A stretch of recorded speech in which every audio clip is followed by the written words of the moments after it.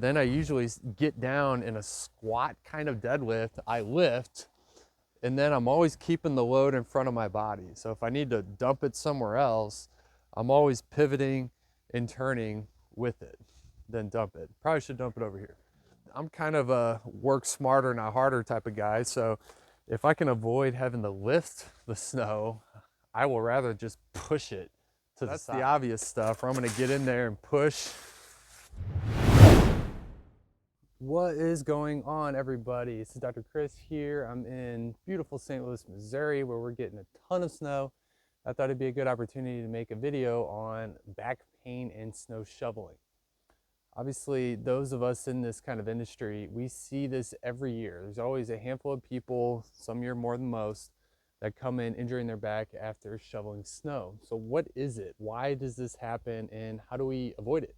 I think this breaks down to three things, basically. One, if you're somebody that has an ongoing lower back issue where you kind of frequently throw it out or flare it up, tweak it, whatever, those people tend to be more prone to just hurting their back doing active things. It's a big problem. We're always trying to work with it.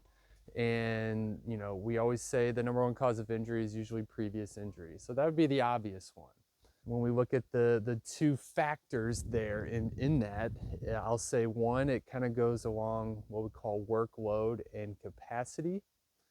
And the other thing would be the obvious, yeah, I do think we can improve some of our techniques or the mechanics of shoveling or lifting the snow in and of itself to help prevent our back from hurting. So real quick, if we dive into this workload versus capacity, so a lot of us in this country are very sedentary, and so we're not very active. We don't do a lot of strength training. We're not moving our bodies enough. So then when something happens like snow falls or we have a bunch of leaves to rake, we then take our baseline, which is here, and then we all of a sudden up it to here in a short time frame. And for whatever reason, our soft tissues just don't like it, and then we can have a problem there. Number one strategy from there is always let's work on raising our capacity so that we can withstand these chores around our house without hurting our backs. Number one thing I like to do for that is strength training. 2 to 3 times a week. Load your body with weight, body weight even, it doesn't matter. That's going to help make you a little bit more resilient for these activities in the future. The other aspect of that is we can manage our workload. So instead of going out into your driveway and just shoveling the whole thing as fast as possible, I kind of like to section it off. I survey the land, if you will. I like to see, okay, let me clear out this section. I'm going to clear out this section. I try to figure out where I'm going to put snow.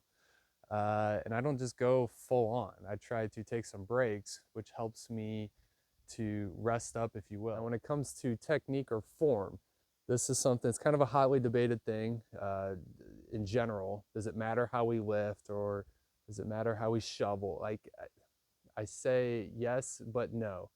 I tend to want to disperse load, whether it's snow or it's weight, through my hips and my lower body. So one technique that we're gonna see that might get people in trouble is a very spine dominant movement pattern, where I kind of get snow and it's a lot of hinging and flexing through my lower back. Again, probably not a problem for me, but those that have a back pain or back injury history might be a problem for them. So I'm always trying to get people to learn how to hinge. So I actually get down and squat, and I'm gonna lift the snow up from there. The other thing that we see is, I call it the heave. So in addition to, okay, we're gonna flex through the spine, people like to heave the snow in this fashion. And for one, we always gotta be wary of the position of the load or the weight relative to our body. So if I have, a weight, I always wanna keep the weight in front of me. And so if I need to dump the snow this way, I'm actually gonna turn and bring my body over and dump it like that. Or if I'm gonna lift the snow, I'm always gonna get my body directly in front, lift, turn, dump. I think one of the things that we know with the back or the spine in general, the discs do not like a combination of what we call flexion, side bending, rotation, like that. So whether you're handing me a heavy box or I'm lifting heavy snow off the ground, I always want to keep the weight in front instead of getting out of position, okay? Pretty simple there. Hinge through the hips, squat down a bit, keep the weight in front, and it's almost like a squat. And then I'm always holding it close to me as I turn, and then I dump. Now, depending on the type of snow, so like we have really fluffy snow, not a lot of ice, it's not too wet. Then I'll start to do different techniques like a pushing, like with my upper body almost. So I can get here and just get behind it, use my arms. That's a nice way to clear it out in that fashion.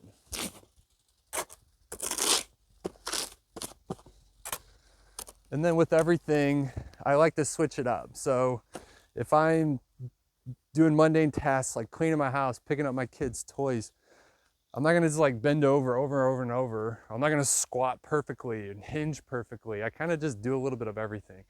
Switch it up a bit. So I'm gonna do a little bit of pushing. I'm gonna get down heavier parts, squat up, turn, lift, and I'll feel it's a good workout at the end of the day.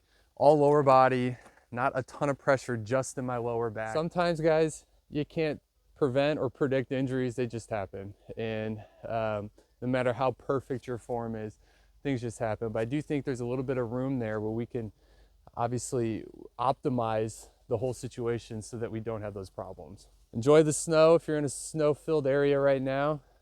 Do some sledding, also great for your back, and I'll see you on the next video.